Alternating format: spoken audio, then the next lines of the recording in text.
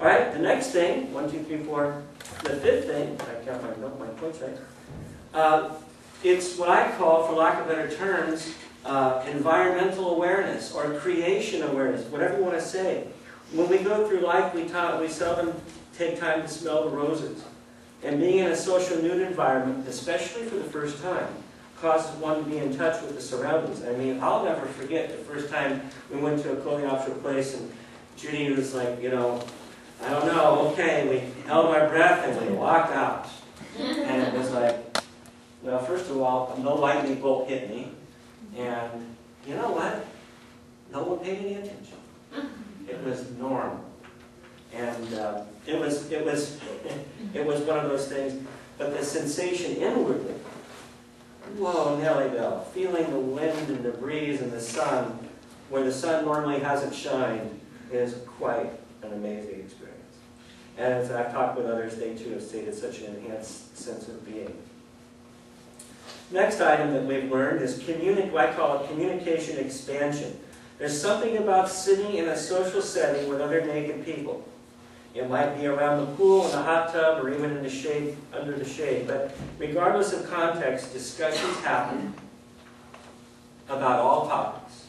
And I've never been in a setting where people would talk openly about what they believed about things and disagree without it going to a shouting match. There was a respect. Yes?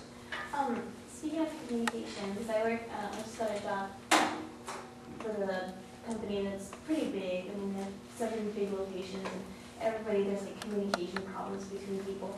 And but we're a paintball part company, and we promote communication for other companies that come into their what is it, like corporate bondies, stuff like that. Do you guys ever get corporate bonding, like people would come over, like, or other companies come over and have like a corporate day over? You know, I would love to do that.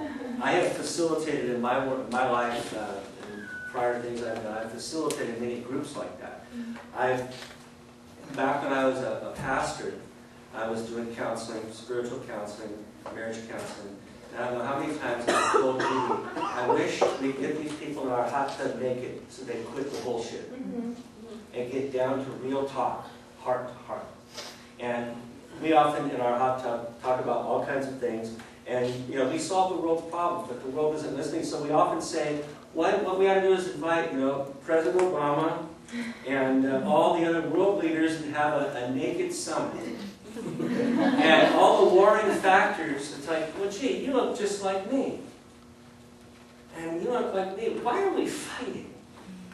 And of course, I'm simplistically putting it, but we haven't, only because of the naked part. That's a fear for so many people.